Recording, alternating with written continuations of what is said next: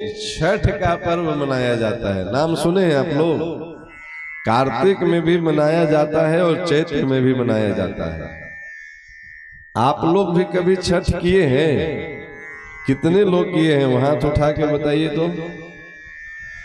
अच्छा, जिनके यहाँ छठ हुआ है या जो अपने आसपास के लोगों को छठ करते देखे हैं, ऐसे कितने लोग हैं? वो हाथ उठाइए जो छठ का व्रत देखे हैं कहीं भी, किसी के यहाँ भी। सभी लोग देखे हैं ना? तो एक जोरदार तालियां बजा लीजिए अपने लिए। अब जरा ये बताइए कि छठ का पर्व कितने दिन का होता है? 4 दिन का। उसमें पहला दिन क्या होता है? छठ के पहला दिन क्या करते हैं जी? नहाय खाए का मतलब क्या होता है? नहा को खाना चाहिए, मतलब 6 महीना में एक बार नहा को खाना चाहिए।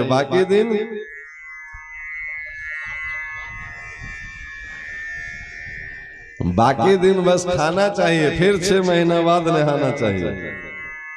नहीं, नहाय खाए का मतलब होता है पवित्र जीवन। निर्मल मन जन सो मोहि भावा, निर्मल मन जन सो मोहि पावा, मोहि कपट छल छिद्र न भावा। भगवान का पहला संकल्प है कि जिसका मन, जिसका तन, जिसका धन निर्मल हो जाए वो भगवान को प्राप्त कर लेता है। इसलिए छठ का पहला दिन नहाय खाए मतलब शुद्ध कर लीजिए सब कुछ। घर में चौका लगा लीजिए, शरीर को धो लीजिए, वस्त्र सफाई कर लीजिए। ये क्या है? शुद्धता। दूसरा दिन क्या होता है नहाय खाए के बाद वाला दिन? खड़ना। एक खड़ना अपभ्रंश शब्द है, इसका शुद्ध शब्द है खंडना। खंडना क्यों कहते हैं इसको? दूसरे दिन भगवान सूर्य की पूजा होती है सामने, उनको खीर का प्रसाद भोग लगा के, उनका प्रसाद पा करके भगवान से ये प्रार्थना किया जाता है कि प्रभु इसके बाद जो हम उपवास का व्रत ले रहे हैं वो बीच में खंडित न हो, ऐसी आप कृपा करिए। भगवान की कृपा से मेरा व्रत पूरा हो, बीच में खंडित न हो, टूटे नहीं, नष्ट न हो। इसलिए इसका नाम खंडना। ये थोड़ा धीरे धीरे बिगड़ते बिगड़ते खड़ना हो गया, ठीक है ना? तीसरा दिन क्या होता है? खंडना के तीसरे दिन क्या, दूसरे दिन क्या करते हैं? पहला अर्घ। वो कब पड़ती है? शाम को।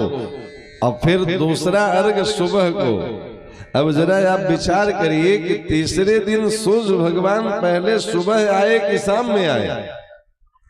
तो सुबह में आए तो अर्घ शाम में क्यों देते हैं? सुबह दे लेते हैं और दूसरा दिन शाम में देते।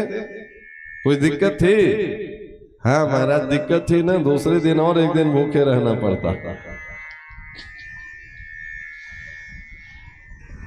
पहले दिन, बहुत ध्यान से समझिए इस कथा को, पहले दिन शाम को अर्घ और दूसरे दिन सुबह को अर्घ। ऐसा क्यों?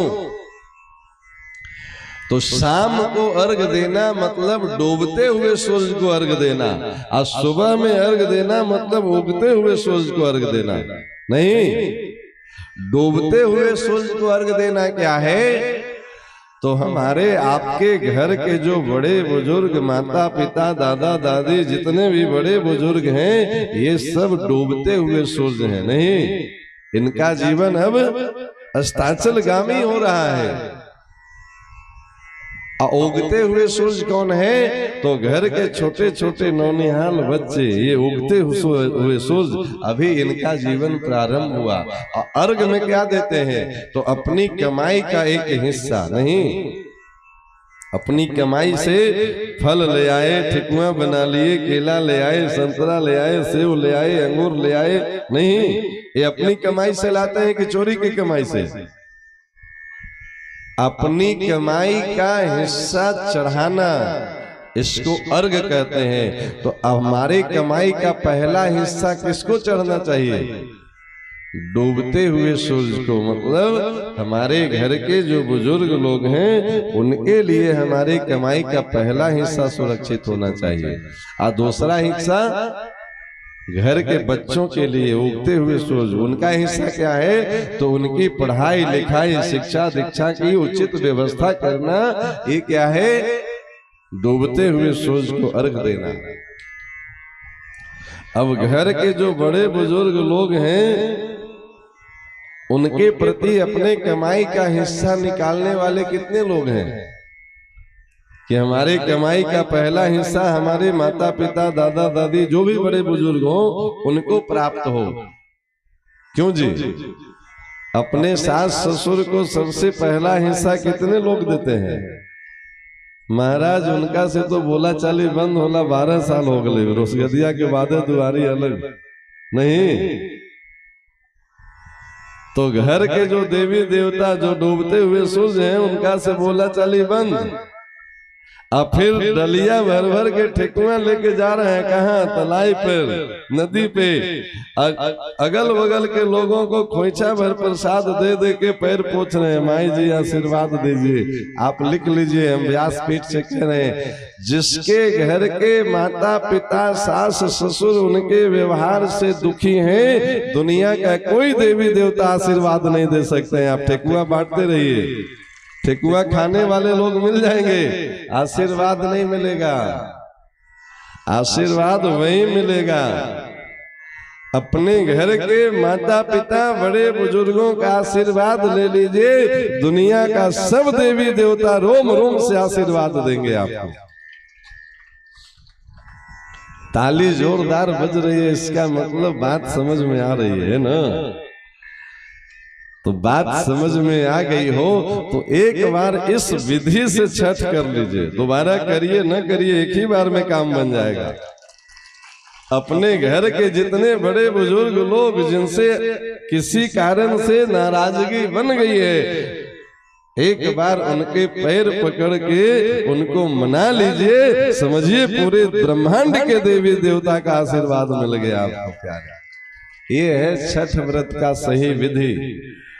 भगवान को आप वस्तु से नहीं प्रसन्न कर सकते हैं, कितना केला बांटे, कितना सेव बांटे, कितना ठेकुआ बांटे, इससे मतलब नहीं है। हम उस विधि को समझ पाए कि नहीं समझ पाए? बात समझ में आई कि पहला दिन डूबते हुए सूरज को ही क्यों अर्घ? घर के जो बड़े बुजुर्ग हैं यही तो डूबते हुए सूरज है ना जी, कभी भी इनका जीवन समाप्त हो सकता है, इसलिए पहला अर्घ उनको चढ़ाइए। अब महाराज घर के देवी देवता से बोला चाली बंद, और तालाब पे ठेकुआ बट रहा है, डलिया के डलिया। हम नहीं कह रहे, आप ही में से लोग आके कहते हैं महाराज 20 साल से पूजा पाठ कर रहे हैं फिर भी परेशान है। आप 20 जन्म से करते रहिए, परेशान रहिएगा, गलत तरीके से करिएगा, उसका लाभ कैसे मिलेगा? इसलिए अपने धर्म को समझिए। ये क्या है, ये कथा क्यों सुनाए? देवकी वसुदेव बनने की विधि। आप देवकी बनिए, देवताओं के अनुसार जीवन जीना शुरू करिए, तो ये सब घर के देवी देवता हैं। मातृ देवो भव, पितृ देवो भव, आचार्य देवो भव, ये सब देवता हैं। इनकी पूजा प्रत्यक्ष कल्प वृक्ष की फल देगा आपको।